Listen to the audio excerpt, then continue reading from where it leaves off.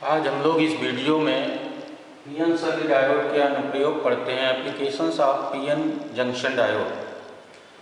तो PN Sunny diode का अनुप्रयोग एसी को डीसी में बदलने के लिए किया जाता है, अर्थात दिष्टकारी के रूप में किया जाता है। तो दिष्टकारी पहले हम लोग समझते हैं कि दिष्टकारी क्या होता है। तो ऐसी इलेक्ट्रॉनिक युक्ति जो प्रत्यावर्ती धारा को दिष्ट धारा में बदलती है उसे दिष्टकारी कहते हैं और इस क्रिया को दिष्टकरण कहा जाता है।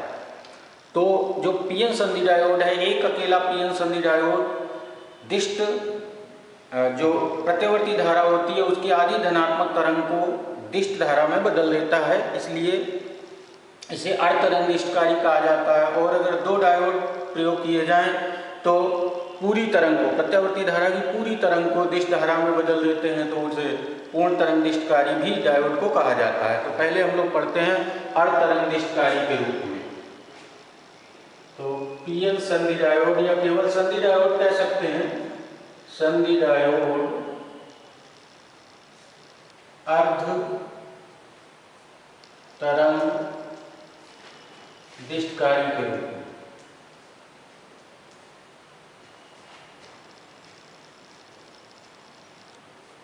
तो ये पढ़ते हैं हम लोग सबसे पहले सन्नी डायोड और तरंग दिष्टकारी के रूप में।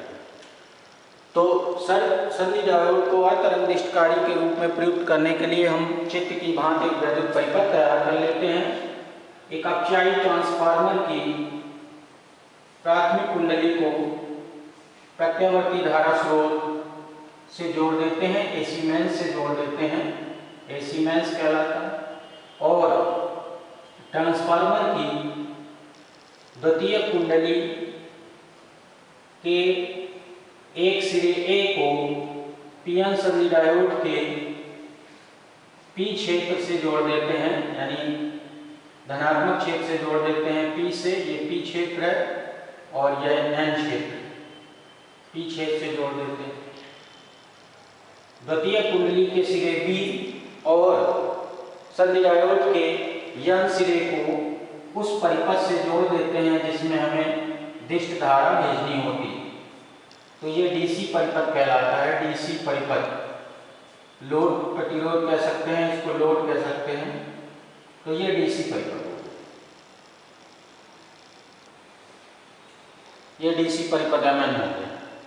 अब इसकी कार्यप्रणाली को समझते हैं। तो पहले तो जब हम जोड़ेंगे तो इसको लिखते भी जाएंगे कि निम्न चित्र की भांति एक वैद्युत परिपथ तैयार कर लेते हैं। अपचायी ट्रांसफार्मर की प्राथमिक कुंडली को प्रत्यावर्ती धारा स्रोत से जोड़ देते हैं। द्वितीय कुंडली के सिरे ए को सन्नी डायोड के पी क्षेत्र से और द्वितीय कुंडली के दूसरे सिरे बी को तथा सन्नी डायोड के यन सिरे को उस परिपथ से जोड़ देते हैं जिसमें हमें डीसी धारा भेजनी होती है। अब कार्य प्रणाली देखिए या क्रिया विधि किस तरह से दिष्टकरण होता है। तो क्रिया विधि में देखेंगे, क्रिया विधि तो हम लोग पहले एसी यहाँ पर बना लेते हैं। एसी वोल्टेज, एसी करंट दोनों बना सकते हैं हम लोग।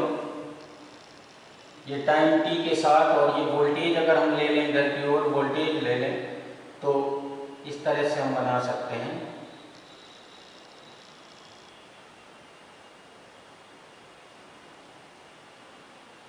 इस तरह से ये वोल्टेज हो जाएगा, यहीं तक रखते हैं।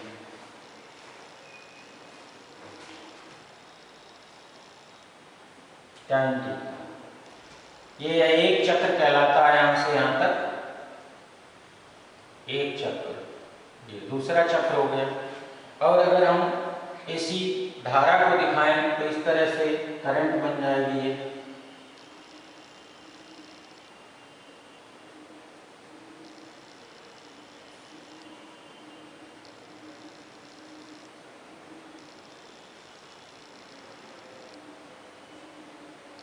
तो इसी तरह से धारा का भी परिवर्तन होता है, इस तरह से धारा भी बना सकते हैं।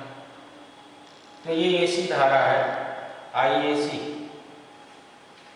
अब ये दिष्टकरण के पूर्व कहा जाता है, इसको हम लिख सकते हैं दिष्टकरण के पूर्व, दिष्टकरण के पूर्व। तो दिष्टकरण के पूर्व ये एसी वोल्टेज है, ये एसी कह सकते हैं इसको हम, और ये करंट है, आईएसी कह सकते हैं। अब यहाँ से हम बोलेंगे कि प्रत्यावर्ती धारा के आधे धनात्मक तरंग के दौरान द्वितीय कुंडली का सिरा A धन विभव पर और B ऋण विभव पर होता है और इस कारण संधि डायोड अग्र अभिनत होता है और अग्र अभिनत होने के कारण संधि में से धारा P से N की ओर बहती है, अर्थात DC परिपथ में धारा M से N सिरे की ओर बहती है। इस तरह से धारा बहती है IDC।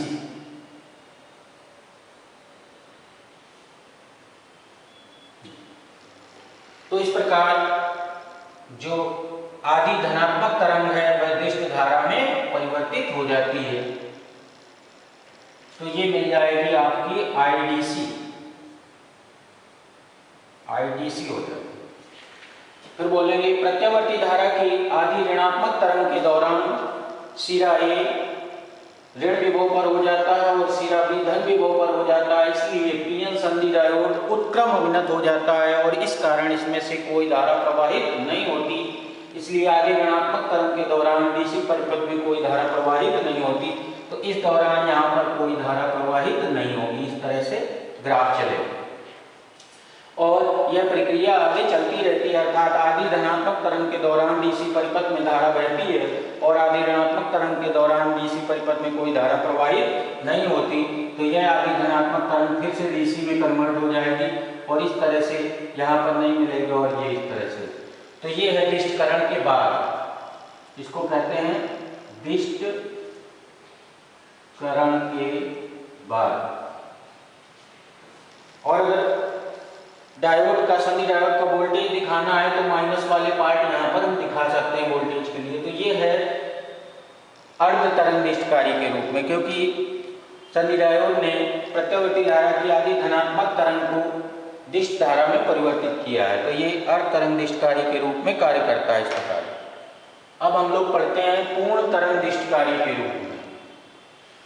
तो दूसरा हम लोग पढ़ते हैं पूर्ण तरंग दिष्टकारी के रूप में।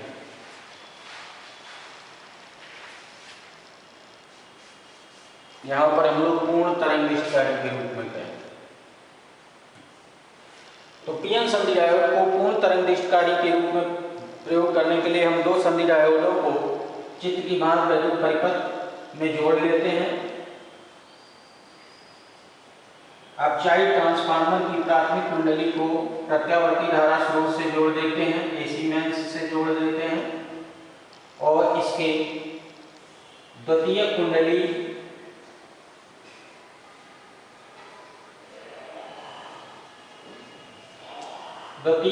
के सिरे A से एक संधि डायोड D1 का P क्षेत्र जोड़ते हैं, P और N हो गया ये,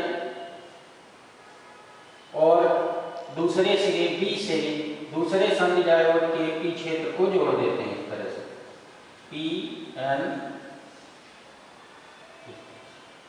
ये डायोड D2 हो गया और द्वितीय कुंडली के मध्य सिरे C व डायोड D1 व D2 के N क्षेत्रों के बीच में, N सिरों के बीच में उस परिपथ को जोड़ देते हैं जिसमें हमें दिष्ट धारा भेजनी होती है। तो इस तरह से हम लोग DC परिपथ है, ये DC परिपथ, ये M सिरा और ये N सिरा DC परिपथ को इस प्रकार जोड़ सकते हैं।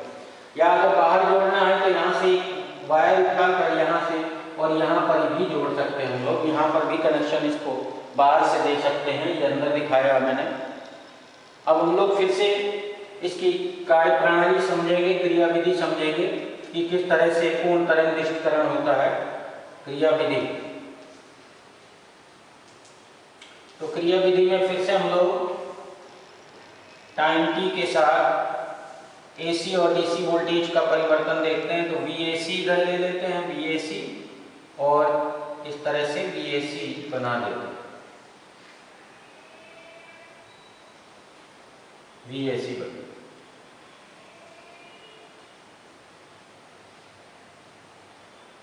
अब ये यहाँ पर एक तरंग हो गई, एक चक्र कह सकते हैं हम इसको, एक चक्र यहाँ तक हो जाता है, ये दूसरा चक्र हो जाता है, ये VAC हो गई। और इसी तरह से हम लोग इसके साथ साथ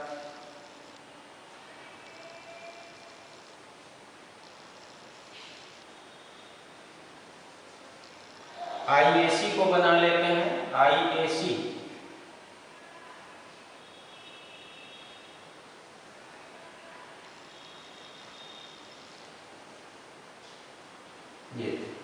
ये दिष्टकरण के पूर्व, दिष्टकरण के पूर्व,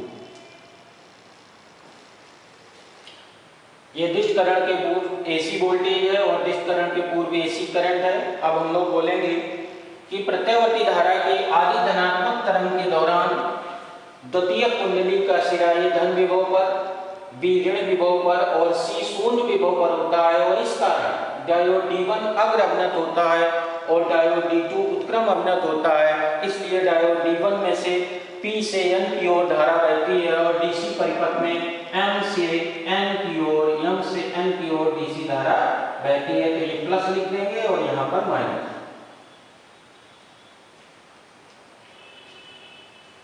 जबकि डायोड D2 में इस दौरान कोई धारा प्रवाहित नहीं होती। इस प्रकार आदि धनात्मक तरंग, प्रत्यावर्ती धारा की आदि धनात्मक तरंग डायोड D1 द्वारा DC में दिष्ट धारा में बदल जाती है। अब प्रत्यावर्ती धारा की आदि ऋणात्मक तरंग के दौरान ट्रांसफार्मर की द्वितीय कुंडली का सिरा ये ऋण विभव पर और B धन विभव पर हो जाता है और मध्य सिरा C शून्य विभव पर होता है। इस कारण डायोड D1 उत्क्रम अवनत हो जाता है और डायोड D2 अग्र अवनत हो जाता है और इस कारण डायोड D2 में अब P से N की ओर अर्थात पुनः DC परिपथ में M से N की ओर अर्थात उसी दिशा में धारा प्रवाहित होती है। इस प्रकार आदि ऋणात्मक तरंग डायोड D2 द्वारा दिष्ट धारा में बदल जाती है। तो अब हम लोग यहाँ पर दिष्ट धारा के लिए बना देंगे। तो दिष्ट धारा में हमारे पास दोनों ये IDC इस तरह से मिल जाएगी।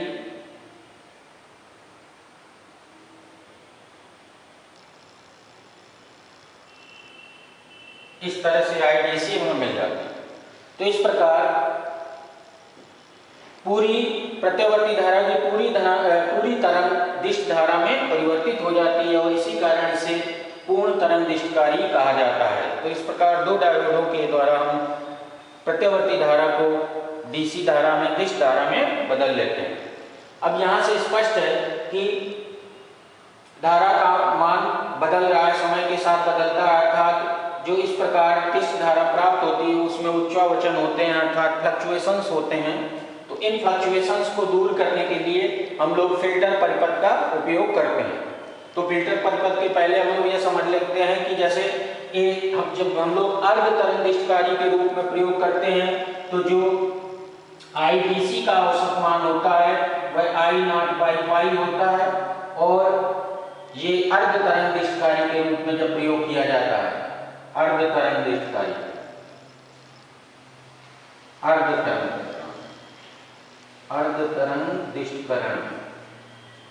और जब पूर्ण तरंग दिष्टकरण होता है तो IDC का जो मान होता है,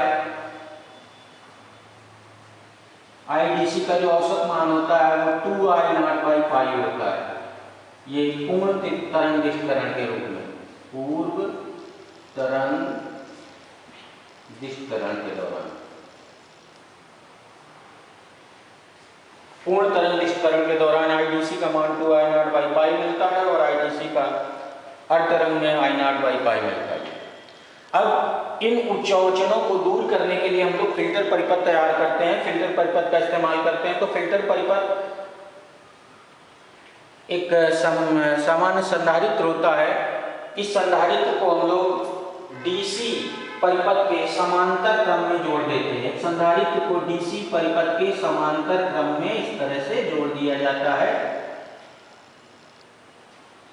तो जो इस दिष्टकरण के दौरान जो DC और AC का जो मिश्रण होता है वह AC धारा इस संधारित्र में से होकर गुजरती है और इस प्रकार जो DC परिपथ होता है उसमें शुद्ध दिष्ट धारा प्राप्त हो जाती है। AC धारा का जो भाग होता है वह इस संधारित्र में से गुजरता है और साथ ही यह संधारित्र उच्च धारा के मान के अधिकतम होने पर आवेशित हो जाता है और जब धारा का मान कम होने लगता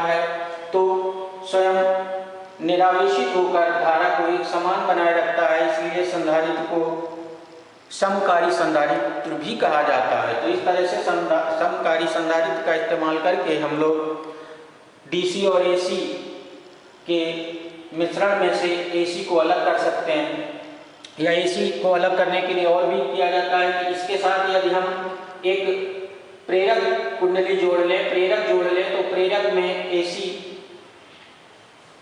एब्जॉर्ब हो जाती है, अर्थात प्रेरक द्वारा एसी का मान रोक लिया जाता है। इस प्रकार डीसी परिपथ में केवल दिष्ट धारा का ही प्रवाह होता है। तो इस प्रकार संधारित्र को यहाँ पर डीसी परिपथ के समांतर क्रम में लगे संधारित्र को फिल्टर परिपथ कहा जाता है। और इसके साथ साथ प्रेरक कुंडली भी, प्रेरक भी लगा सकते हैं। तो प्रेरक लगा देने पर जो डीसी परिपथ में बहने वाली धारा होती है वह शुद्ध होती है, उसमें एसी का भाग बहुत कम होता है। तो ये है पीएन संधि डायोड के अनुप्रयोग।